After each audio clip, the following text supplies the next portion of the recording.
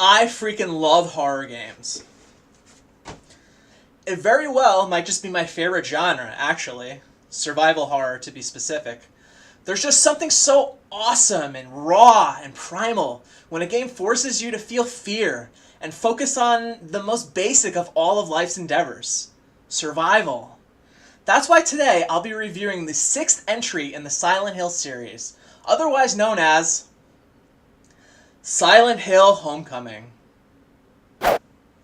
I chose this game specifically because Silent Hill has a long-standing reputation for being one of, if not the scariest video game series out there. I just love when a game has the capacity to scare the shit out of me. And if you're watching this, I hope you do too. Okay, let's get started.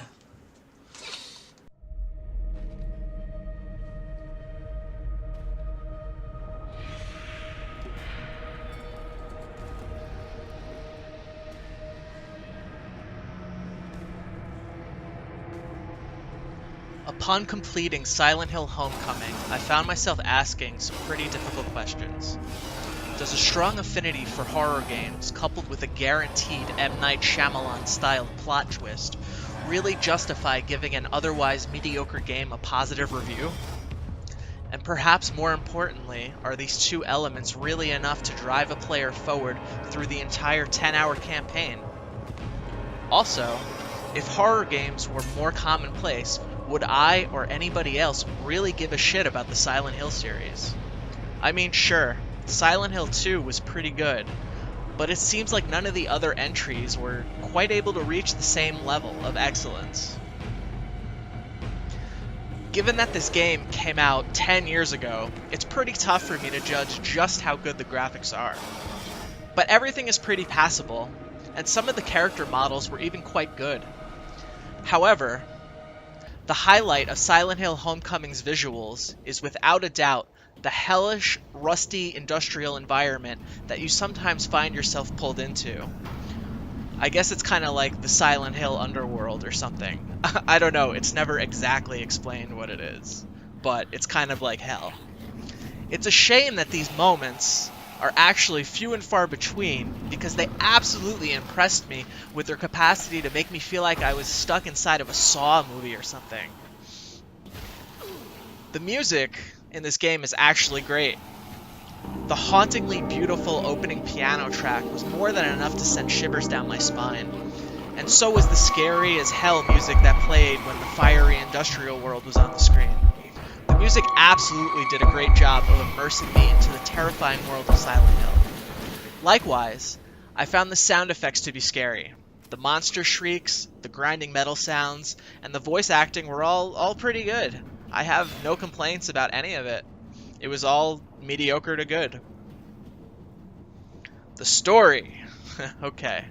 The story is pretty much what you'd expect from a Silent Hill game. There's a cult that did some bad shit, and now there's like spooky monsters everywhere and fog pervading the town. Without spoiling anything, I'm just going to say that the plot twist wasn't nearly as shocking as it should have been, and it's entirely possible to guess early on. There's clues everywhere. The entire reveal was done in a single 5-minute cutscene, and although they tried to let pieces leak out gradually, it just really doesn't happen that way. You're just kind of left with a 5-minute scene that kind of lets you down, and it's what you've been waiting for, the whole game pretty much. The major issue I had with the story, besides it being rather uninspired, is the fact that Alex, the character you control, never brings up the fact that there's monsters populating the town. Seriously, even when you run into other NPCs, he'll ask about where where his brother is and where certain people he knew from high school are and all that kind of stuff. But not once does he mention the fact that there's fucking demons wandering around trying to kill him. It's so freaking weird. Like, I don't know. Personally, if I saw a faceless creature with razor blade fingers, that's all I'd be able to talk about. I'd be like, holy shit, there's this monster trying to kill me. But instead, Alex simply never questions their existence. They're there, and it seems like he expects them to be there. It's really freaking weird. The gameplay in this game is not your standard Silent Hill gameplay. Instead of being puzzle-focused like some of the other games, Homecoming focuses on combat, which was honestly probably the wrong choice, because I don't think anybody picks up a Silent Hill game because they want to shoot zombies or dodge, wild dogs. Of course, this would have been fine, a heavy focused combat game, if the combat system was actually done well, but it wasn't. Instead, it's clunky. Dodging is imprecise, and the fights largely come down to running behind the enemy for melee strikes, which is actually a huge pain in the ass because unlike the Resident Evil series, there's no quick turnaround option. Also, you could mindlessly, waste your ammo and shoot the gun, which doesn't actually require much aiming either.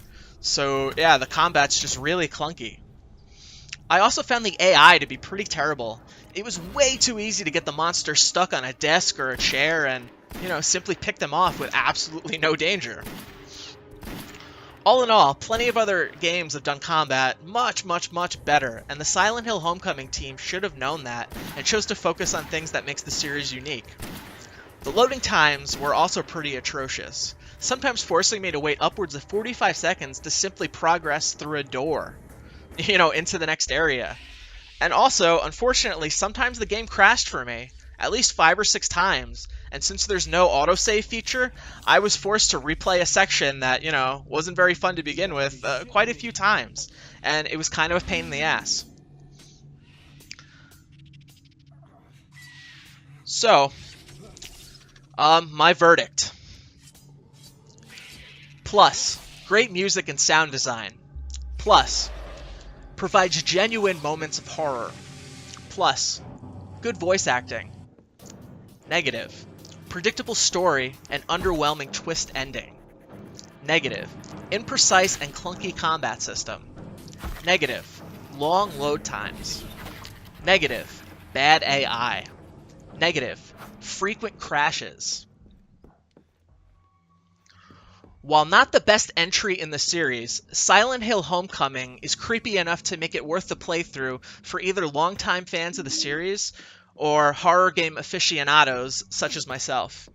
However, the fact that a predictable story doesn't pay off in any significant way, and the combat mechanics being incredibly clunky, makes it pretty tough for me to recommend this game to anybody else.